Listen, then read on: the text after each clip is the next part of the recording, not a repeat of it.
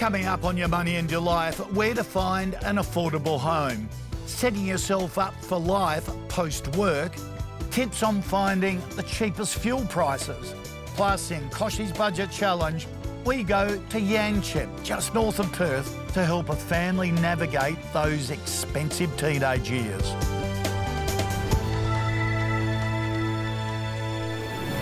G'day and welcome to Your Money and Your Life, the show that's all about saving, spending, investing and enjoying your money. My mission is to help you make the very most of your money. Today, we're kicking off with Kochie's Budget Challenge. Every week, with the help of the team at Compare the Market, we show real families how to find better deals on their biggest bills and potentially save them thousands. So let's meet Dale and Dean. Dale and Dean live in beautiful Yanchep in Western Australia. They're passionate about helping their three teenage kids get ahead. But that's a highly expensive passion, as any parent knows.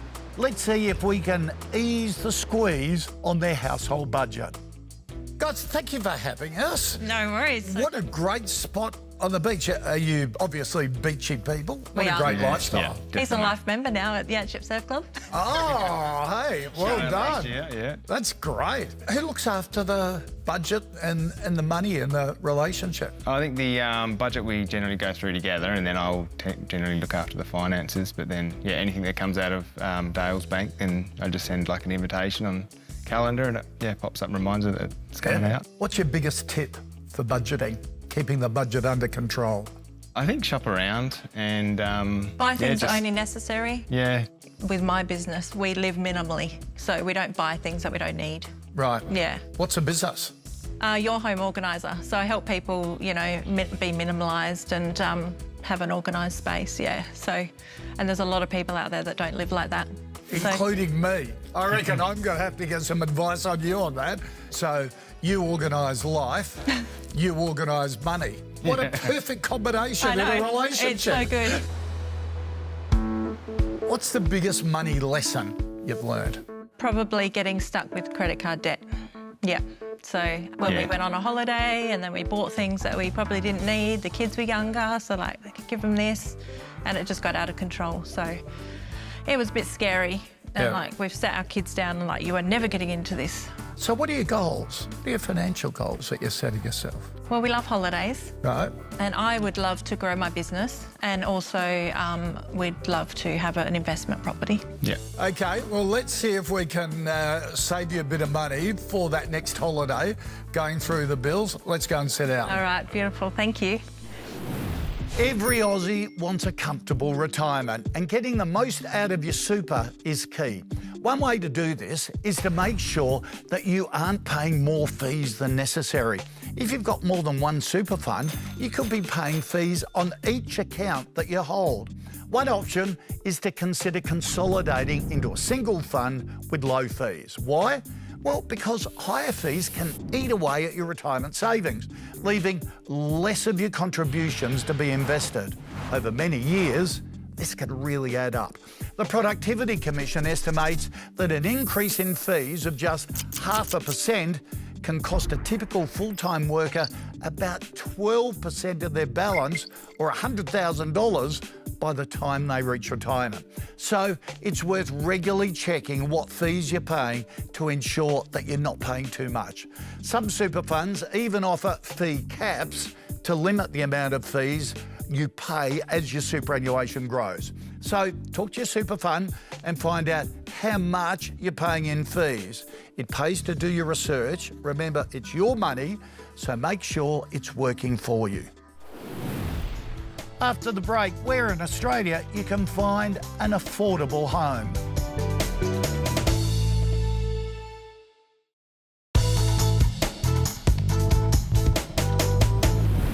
Welcome back to Your Money and Your Life. Now, Australia is suffering through a housing affordability crisis. According to the National Housing Supply and Affordability Council, house prices and rents are increasing faster than wages. Rental vacancies are near all-time lows, and almost 170,000 households are on public housing wait lists. Comes at a time of high migration and high interest rates. According to the State of the Housing System report, it takes around 10 years to save up a 20% deposit for a home. So it's no wonder they would want to shop around for the best price.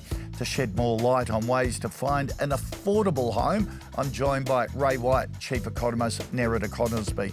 Nerida, where can you find good value, cheap housing these days? Look, it is available everywhere, but it does depend on where you want to live. So if you go somewhere like Sydney, it's almost impossible to find a home under $750,000. But if you go somewhere like Melbourne, particularly on the outskirts of Melbourne, we are finding a lot of homes selling for under that price point. What about some of the suburbs people should be looking at? I think Truganina, that does top the list in terms of having the most homes selling for under $750,000. So that's in the western suburbs of Melbourne. But most of them, when we have a look at the top 10 and the volume that's selling under that price point, they do tend to be house and land suburbs and places where they are able to build a lot of homes at a fairly affordable rate. If you go to the outskirts of Perth, Adelaide, Brisbane, you'll find similar suburbs as well, that they are able to build at high volumes at relatively affordable prices. What about regional areas? Now, during COVID lockdowns, regional areas boomed as everyone wanted to get out and have a bit of space. Their values have come down. Are they attractive now at these levels? Look, they are attractive. I mean, if you have a look, one of the fastest growing inland areas at the moment is Toowoomba. And Toowoomba, you can buy a home quite easily under $750,000. I suppose the good thing about Toowoomba, though, it is seeing capital growth. So it's not necessarily an area that will see flat pricing. When we have a look, though, at places that are closer to capital cities, I mean, places like Gold Coast, Sunshine Coast now are relatively unaffordable because they did shoot up during COVID. They pulled back a little bit, but have really fired up again. So it's quite variable at the moment when we have a look at regional areas. Yep. What are your tips for a first home buyer that is looking at these areas, not just regions, but the types of properties that offer good value, but also potential for the future? Yeah, I think the first point is it's not your forever home. Your first home's not your forever home. So you are going to have to make some adjustments to your expectations of what you're wanting to buy. I think the things to look out for are places that have good amenities. So, you know, that's generally good public transport. If there's a nice retail precinct or there's some pretty decent schools around, we find that those areas do tend to do well longer term. Also places near water. You know, people love water, and obviously being close to a beach is quite expensive now, but even other waterways tend to attract greater value over time. I mean, but fundamentally, you know, what I'll say to first home buyers is just get into the market, start paying off your property and look at it as a long-term goal because, you know, we know trying to judge the market is almost impossible. People do get it very, very wrong, even with the best information. So the best time to buy is when you can afford it. Hunt around for government incentives that are available to you and just start paying off and look to the long term. And also different strategies as well, like rent vesting, that maybe invest in an affordable area that you don't necessarily want to live in, use it as an investment property and rent where you want to live. Rent investing's a great idea. I mean, particularly people living in Sydney, where trying to buy a first home is almost impossible for many. But if you want to live in an inner suburb of Sydney and buy a rental property in, say, southeast Queensland, you can do quite well. So there's definitely strategies to get in. I think one of the challenges is that you do need to be more creative than probably previous generations, but It is possible to get onto the property market for most people. Yep. Nerida, always great to catch up. Thanks for joining us. Thank you. In this week's Word on the Street, we asked how you found cheaper fuel prices. I actually travel a lot for work. I travel from Orange to Sydney every week, so 3 hours in the car. So I have to be fairly conscious of the money that's going into the car. The only hack that I use is that driving into work, I check out the different stations because there's one down in a couple of suburbs away that usually is a lot cheaper than the one on the corner from us. Yeah, and I found a really good way of saving money is to get a Costco subscription, and yeah, they generally have fairly cheap fuel there. You can use some of the apps and online tools to find where things are the cheapest. The 7-Eleven fuel lock, sometimes really, really good. So you lock it for 7 days. So when I get close to the 7 days, I fill up and then relock it. I use public transport for the majority of the week, so I only really get fuel on the weekend, which is probably one of the worst days I can imagine to buy. So if I was more strategic, then I think I could find a cheaper day, and I'm sure that there are cheaper days. After the break, how to set yourself up for life after retirement.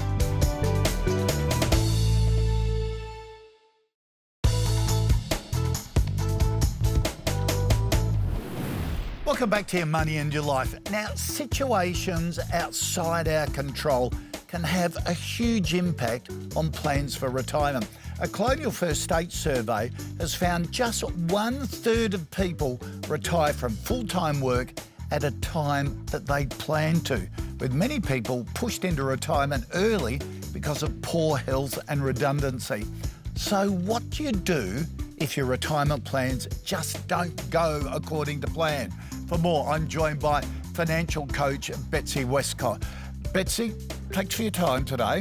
First question, it's always the big one.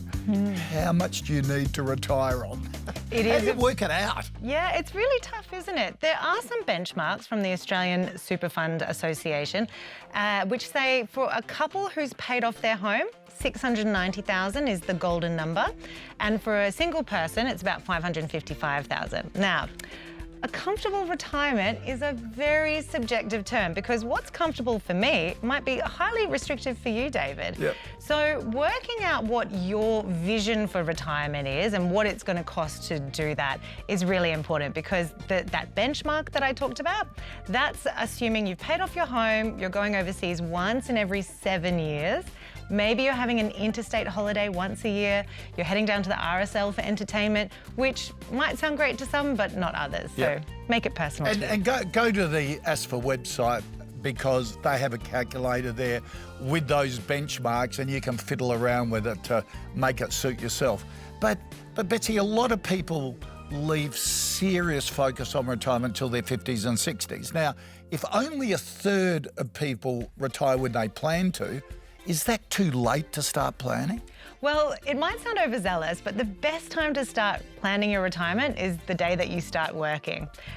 Because the more that you can do up front, the less effort you need to make. And as you say, with most of us leaving it until the twilight years, that means that we've got to do drastic things to try and catch up and achieve the retirement goals that we desire. So if you, in your 20s and 30s, can focus on setting yourself up with a good super fund with a strong record of performance, low fees, building good financial habits, so spending less than you earn, saving, investing, and building your financial literacy. How does money work and how to make the most out of your money? Yeah. When you're in your 40s and 50s, that's quite a challenging time for a lot of people. You've got a lot of financial responsibilities. So focusing on getting your insurances in place to make sure that if something unexpected happens, you're not financially wiped out, making extra contributions to super and starting to pay down that debt on your home if you're a homeowner.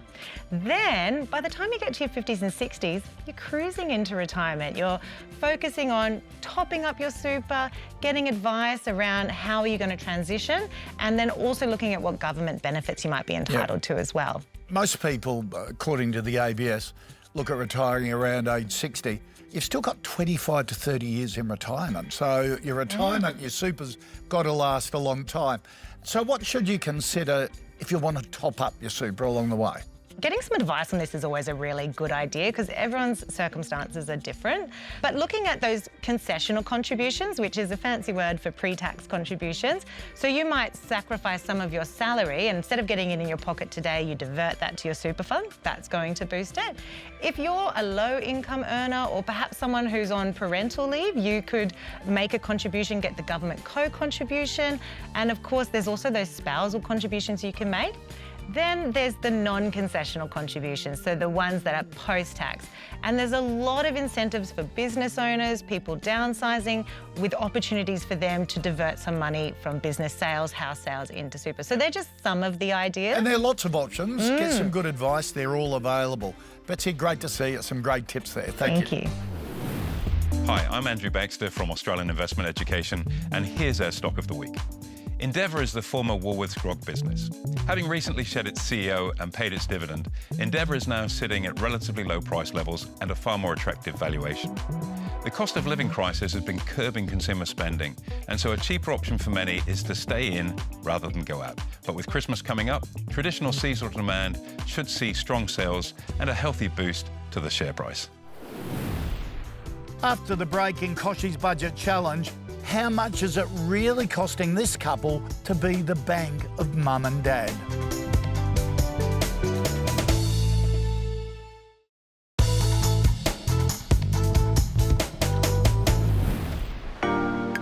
Welcome back to Your Money and Your Life. Let's return to Dale and Dean, parents of 3 teenagers. Let me tell you, being the bank of mum and dad does not come cheap. The experts that Compare the Market have had a look at their bills to see if they can do better. All right, the budget challenge. Dale, you were sceptical. But your tone was sceptical earlier. Why? Because I thought we were pretty good at shopping around, and I was surprised you might be able to find some budget cuts for us. You do really well, both of you, as we've gone through all the bills. You know, it's a really important time for you guys. 3 kids, young adults now, aren't they? And you're coping with all those changes. I know where you're coming from with that, having 4 kids of my own, 4 cars. Aren't you good parents? You've got a car for yourselves and also for the kids as well. So the bank of mum and dad has already started. Yeah, it's been going for a while. Okay, all right. So you're spending about $5,000 a year insuring all 4 of the cars. We reckon with a few tweaks, we could cut that by about 20%. Oh, wow. So that's decent. That's a decent saving towards the travel account that you're setting up. Let's start with the kids' Subaru, costing about $1,690 a year in terms of its insurance premium. We ran a quote and found you might be able to reduce that by as much as $687. Oh, wow. So that's huge. that's a lot. By making a couple of tweaks and switching to a different insurer. That's a pretty big difference. For your other cars, we found you could reduce premiums by about $300 a year, depending on whether you're willing to bump up your excess a bit. Another trick, if your budget allows, is to pay annually versus monthly instalments, and that could knock off an extra $90. Home and contents insurance. Live at the beach. How's the wear and tear on the house? Yeah, it's pretty full on. It's always there. Yep. The wind, the salt, the whole thing. Yeah. It's a lot to think about. We had a look to see if we could find cheaper cover. Found quotes up to $177 less if you consider moving to an annual payment. So check the product disclosure statement to see whether you can do that. And also have a look at how much you're insured for and how you came to that calculation. So a lot of industry surveys show people either massively overinsure their content, and so your premiums are unrealistically too high, or massively underinsure their contents. There is a happy medium. So, and a lot of the insurance websites and comparison websites have these sort of little calculators that can go through and add it all up for you if you just do a whip around the house. We probably haven't used one of them, so that'd be really good. Health insurance, you've got top tier extras cover with generous limits, which has served you well, especially during the kids' races era. So well done. You've shopped around for a good deal. That things that you don't need any longer, like the orthodontics. We did find a couple of cheaper policies, though. One policy was half of what you're currently paying every month.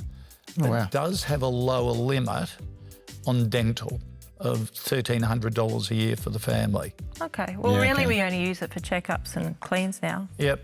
Okay. Wow, that's a lot because we thought we shopped around for it. So Yeah, we thought that was pretty good, though. Yeah. We're just giving you thought starters here, so you need to take the next step and find out what's best for you.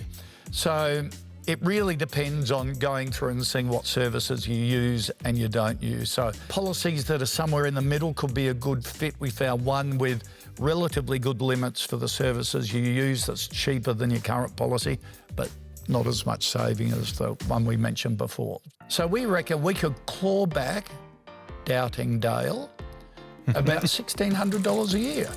Oh, wow. from all of that. That's fantastic. pretty good, isn't it? I didn't expect that. Yeah, good. Yeah. Well, I'm that- glad you're pleasantly surprised. Yeah, no, very surprised. Perfect. You know, $1,600 in our pocket. That's, Yeah. that's a lot of Yeah, money. that's amazing. To go towards the Holiday and next investment, holiday.